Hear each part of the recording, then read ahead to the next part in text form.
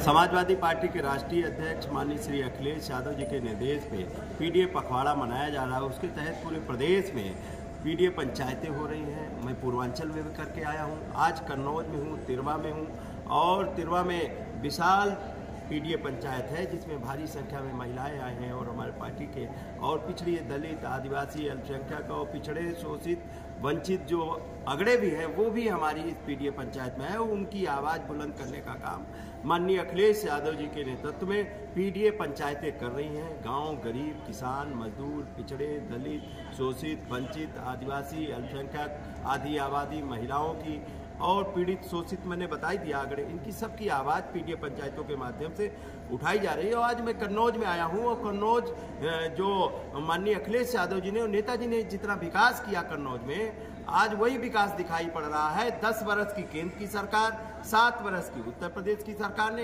एक भी काम कन्नौज में नहीं किया।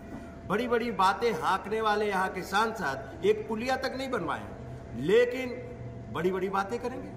उनकी कोई हैसियत नहीं है बीजेपी में कि वो एक भी काम करा दे। यहाँ कोई काम नहीं किया।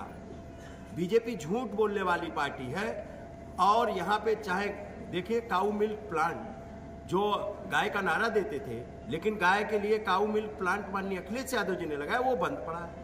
सब्जियों के लिए वेजिटेबल वो लगाए और साथ साथ में हॉस्पिटल से लेकर एक्सप्रेसवे से लेकर और जितने हॉस्पिटल सारी चीज़ें व्यवस्थाएं करने का काम किया। एक सड़क नहीं बता पाएंगे, अपना गांव गोद लिया हुआ गांव नहीं बता पाएंगे उसमें क्या काम हुआ।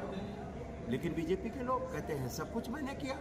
तो ये झूठ बोलने वाली सरकार है। 2024 में जाएगी और माननीय अखिलेश यादव जी के नेतृत्व में पीडीए ही एनडीए को हटाने का काम करेगा।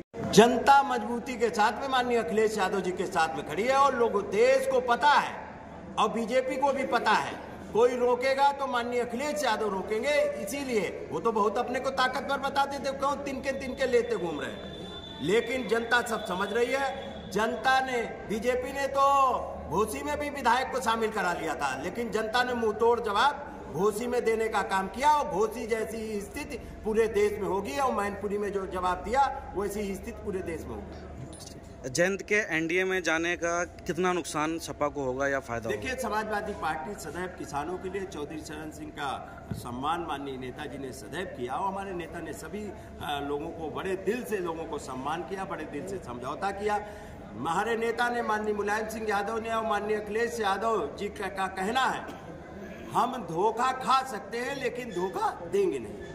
क्या लगता है कि ये पीडीए की ताकत है, ये सामाजिक न्याय की जीत है। माननीय अखिलेश यादव जी ने ही मांग भी की थी चौधरी चरण सिंह जी के लिए भी भारत रत्न की, और पहले से भी कई लोगों ने की थी, और ये पीडीए की जीत है।